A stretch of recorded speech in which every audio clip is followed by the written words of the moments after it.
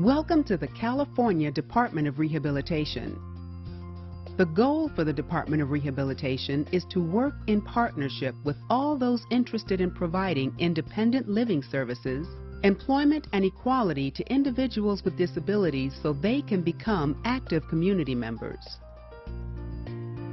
People with disabilities haven't always had the opportunities available today. Words are powerful. They can bring people together or they can keep people apart. Nowhere has this been more obvious than in the disability movement. 1722. The Connecticut House of Corrections was established to confine criminals and those with disabilities. 1863. The Hospital for the Ruptured and Crippled was established in New York. 1880. The U.S. Census combined, for reporting purposes, defectives, delinquents, and dependents. 1893. The Boston Industrial School for the Crippled and Deformed was established. As World War I draws to a close, legislation is passed recognizing the need for vocational rehabilitation. 1918. The Soldiers' Rehabilitation Act, following World War I, is the first vocational rehabilitation act for people with disabilities. The country faces the second phase of President Roosevelt's New Deal, and early public vocational rehabilitation programs are created. 1935. Social Security Act made vocational rehabilitation a permanent federal program. 1936. Randolph-Shepard Act authorized blind individuals to operate vending stands on federal property.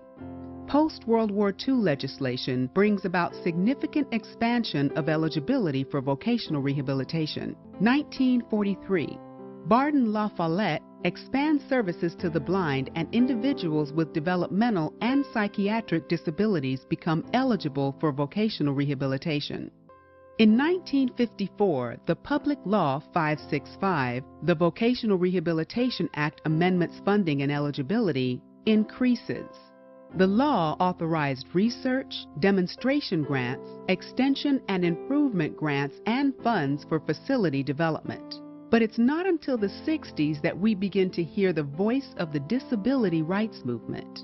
People with disabilities created the disability movement, and with it came a consciousness that changed society for the better. The 1965 Vocational Rehabilitation Act amendments increases funding, services, and eligibility. The Rehabilitation Act of 1973 changes eligibility and priority of services. 1975.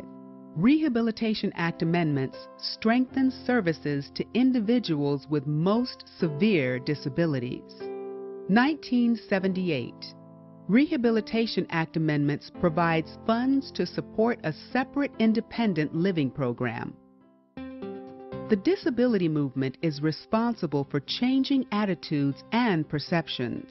Families recognize that their children can have a bright future. Veterans find support outside of the military. Work is an expectation, and an attitudinal change continues. The Department of Rehabilitation serves about 115,000 people annually, about 70 to 75,000 at any given moment. We are by far the largest vocational rehabilitation department in the country, and serving about 10% of the population of all vocational rehabilitation services throughout the United States. 33 years ago, I was a consumer of the department. I was a young 18-year-old motorcycle racer and having an accident in Southern California, which caused paraplegia. And at that time, I wasn't sure what I was going to do. I knew I couldn't race motorcycles anymore. I was able to meet with a rehabilitation counselor, and that person then worked with me. And a few months later, I started to school at the local community college. It's important that our industries and our businesses and our retail shops look and feel just like our society does. There are people with disabilities throughout society, and that's how our industries and our businesses should look. Additionally, people with disabilities have a lot to add to the workforce. To get independence, you need to be employed. We really look at a vision that all people with disabilities who want to work can work. And that means they have to put out the effort.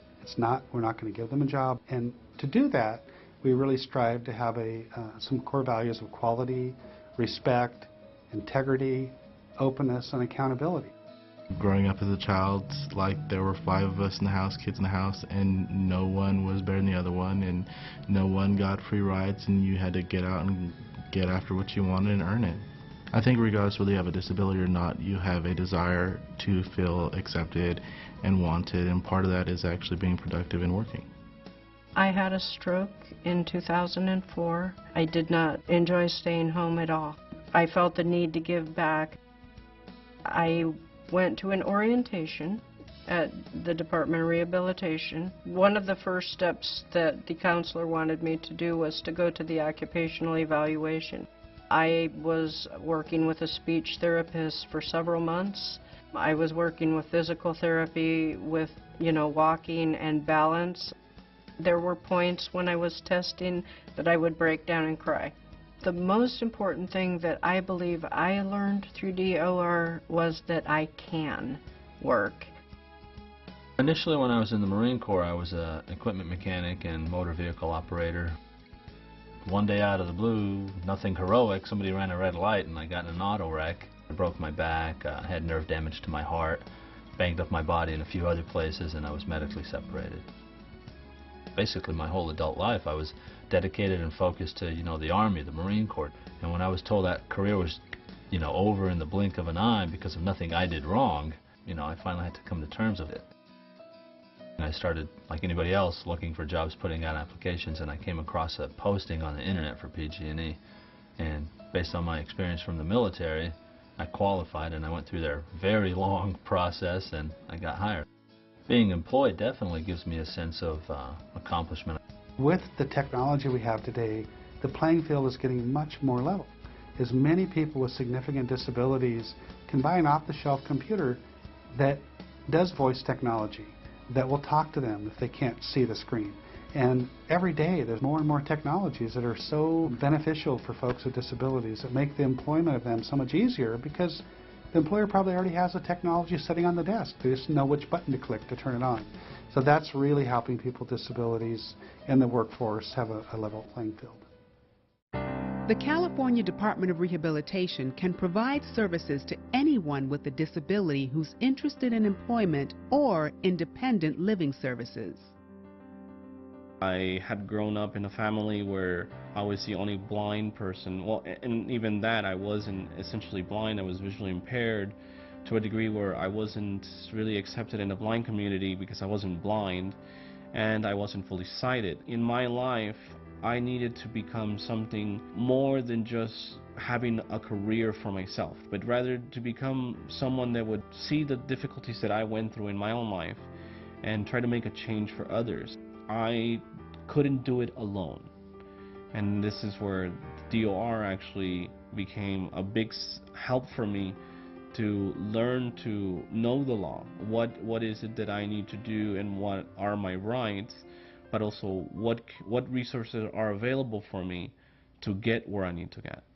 And that's where the team comes in. Your family, they all work together to make you independent, and you start realizing that through this effort from everybody, you become more independent. One day I want to own my own home. One day I probably would have my own family. And allowing me to, enter the workforce and participate in the workforce is going to allow me to do that.